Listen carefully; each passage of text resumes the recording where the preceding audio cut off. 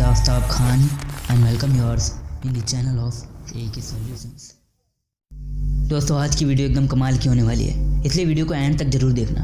अगर एंड तक देखने के बाद आपका एक गजब का माइंडसेट ना बने, वीडियो आपको पसंद ना आए तो डिसलाइक कर देना, कोई प्रॉब्लम नहीं है, पर लास्ट तक वीडियो को पूरा ज़रूर देखना।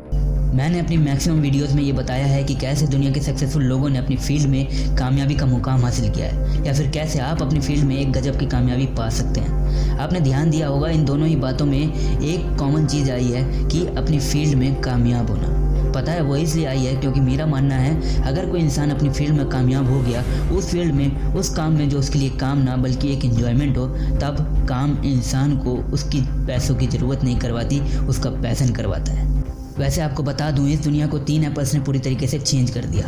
पहला ईटन बाय ईव जो ईव द्वारा खाया गया, दूसरा जो न्यूटन के ऊपर गिरा जिसने ग्रेविटी के फंडामेंटल्स बना दिए, और तीसरा क्रिएटिव बाय स्टीव जिस एप्पल को स्टीव ने बनाया। वो एप्पल कंपनी जिसकी वैल्यू आज 2020 में 1.4 ट्रिलियन हो चुकी है। अगर एप्पल चाहे तो डिज्नी और कोका कोला कंपनी खरीद सकता है, वो भी पेमेंट कैश में करके। इस वीडियो का टॉपिक ही मुझे स्टीव जॉब की स्पीच सुन के मिला, जिसमें उन्होंने अपनी 3 लाइफ की स्टोरीज बताई हैं स्टैनफोर्ड यूनिवर्सिटी में 14 जून 2005 को। फर्स्ट इनकी स्टोरी इतनी इंस्पिरेशनल थी जो पूरी तरीके से रिलेट करती है आज की हमारी जनरेशन्स के लिए। सबसे पहले मैं आपको स्टीव जॉब्स द्वारा कहे गए वो सारे वर्ड्स एग्जैक्ट्स बताना चाहूँगा जो उन्होंने स्टैनफोर्ड यूनिवर्सिटी में उस टाइम कहे। उन्होंने कहा, I dropped out read college after the first 6 month. शुरुआती 6 महीनों में ही मैंने रीड कॉलेज छोड़ दिया, but then stayed around as a drop in another 18 months or so before I really quit। लेकिन फिर एक और 18 महीने के लिए बूंद की तरह मैं चारों तरफ रहा, इससे पहले ही मैं वास्तव में छोड़ चुका था। So why I drop out? तो क्यों मैंने छोड़ दिया? It started before I was born। मेरे जन्म से पहले ही इसकी शुरुआत हो गई थी। My biological mother was a young unwed graduate student and she decided to put me up for adoption। जिस माँ ने मुझे जीवन दिया वो एक युवा थी जो कि एक नाकाबिल ग्रेजुएट स्टूडेंट थी। उन्होंने मुझे किसी को गोद देने का फैसला किया। She felt very strongly that I should be adopted by college graduates. उन्होंने बहुत मजबूती से महसूस किया कि मुझे काबिल कॉलेज ग्रेजुएट्स को अपना देना चाहिए। So everything was all set for me to be adopted at birth by a lawyer and his wife. इसलिए सब कुछ सेट था मेरे लिए जन्म के समय अपनाया जाना वकील और उनकी पत्नी द्वारा। Except that when I popped out, they decided at the last minute that they really wanted a girl। जब मैं बाहर आया उन्हें स्वीकार करना था, पर उन्होंने अंतिम समय पर फैसला किया कि वे वास्तव में एक लड़की चाहते हैं। So my parents who were on a waiting list got a call in the middle of the night asking। जब मेरे पेरेंट्स वेटिंग लिस्ट में इंतज़ार कर रहे थे तब आधी रात में उनके पास कॉल आया। We have got an unexpected baby boy, do you want him? हमें एक बच्चा मिला है, क्या आप लेना चाहेंगे? They said, of course। उन्होंने कहा जी हाँ बेशक।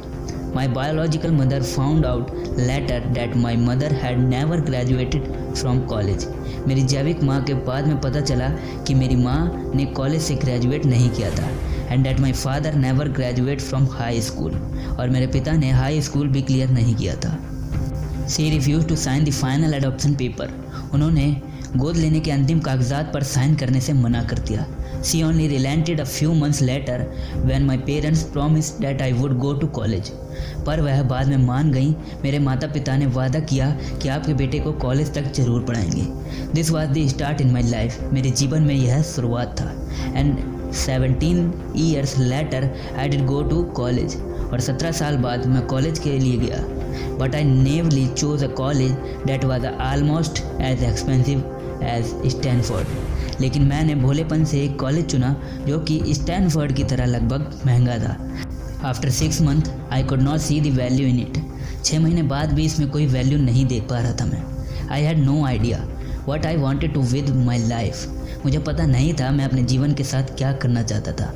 And no idea how college was going to help me figure it out.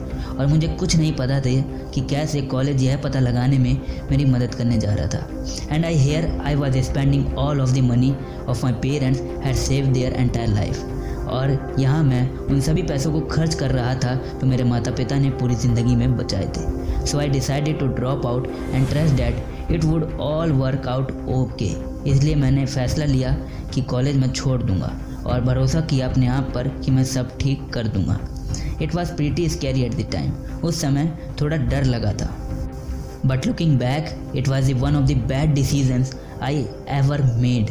लेकिन आज जब मैं पीछे मुड़ के देखता हूँ, वो फैसला मेरे लिए किए गए फैसलों में से सबसे अच्छा फैसला था।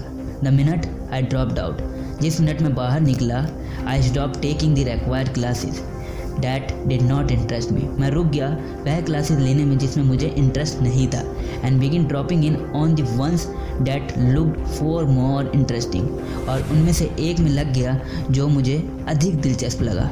It was all not romantic, यह सब रोमांटिक नहीं था। I did not have a dorm rooms, so I slept on the floor in friends room. मेरे पास एक रूम नहीं था, इसलिए मैं दोस्तों के कमरे में फर्श पर सोता था। I return coke bottles for the $0.05 deposits to buy food with.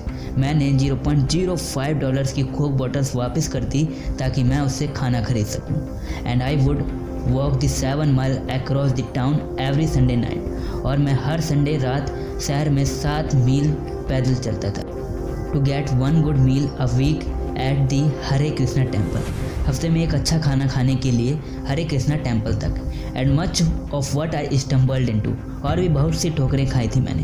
Bye following my curiosity and intuition out to be priceless later on, पर मैंने अपनी क्यूरियोसिटी और पैशन को फॉलो करके अपने आप को अनमोल बना दिया। For example, read college at that time offered perhaps the best calligraphy instruction in the country. उस समय देश में रीड कॉलेज ने शायद सबसे अच्छा कैलीग्राफी इंस्ट्रक्शन पेश किया था। Because I had drop out and did not have to take the normal classes, क्योंकि मैं बाहर हो गया था और नॉर्मल क्लासेस नहीं लेता था, I decided to take the calligraphy classes to learn how to do this. तो मैंने कैलीग्राफी क्लासेस लेने का फैसला किया ताकि सीख सकूं इसे कैसे किया जाता है। If I had never drop out in on that single course in college, अगर मैं कॉलेज से हट के भी अपनी पसंद में कोर्स में नहीं जुड़ता, the Mac would have never had multiple type faces और प्रोपोर्शनली स्पेस फोन्स। तो मैक मल्टीपल टाइप फेस और प्रोपोर्शनली टाइप फेस फोन्स कभी भी नहीं बन पाता। स्टीव जॉब की स्पीच बताने का मकसद अब आपको बताता हूँ, बट इस बात को अब आप फुल फोकस के साथ इमेजिन करना।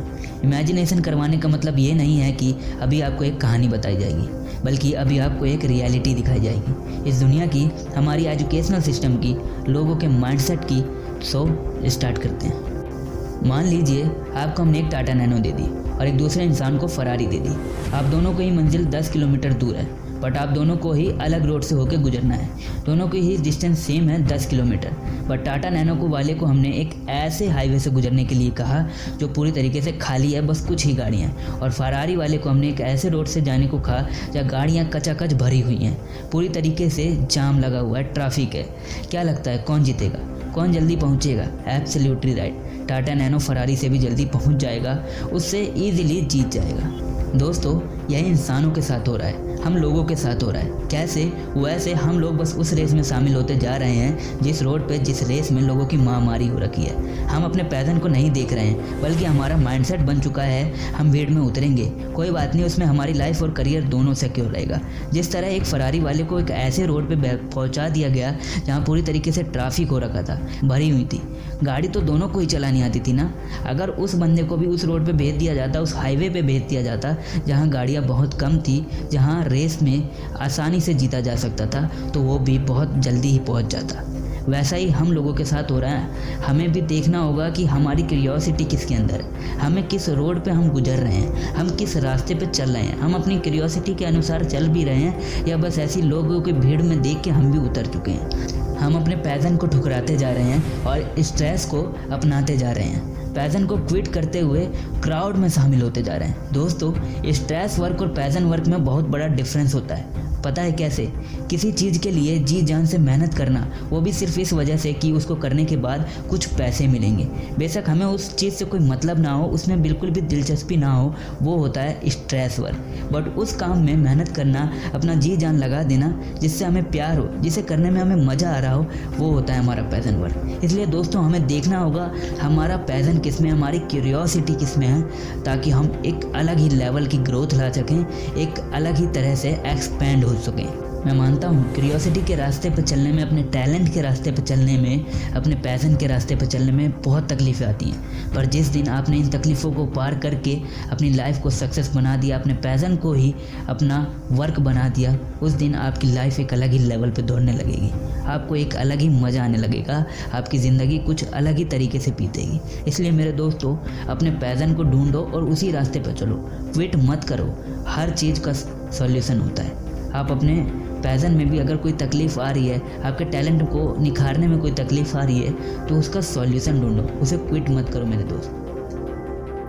वीडियो अगर पसंद आई हो तो चैनल को सब्सक्राइब करके बेल आइकन दबा देना, ताकि नेक्स्ट टाइम वीडियो अपलोड होते ही आपके पास नोटिफिकेशन पहुंच जाए। लाइक करें, कमेंट करें अपना कोई भी टॉपिक जिस पे आपको वीडियो चाहिए, हम आपके लिए वीडियो लेके आएंगे। Thank you so much for watching AK solutions.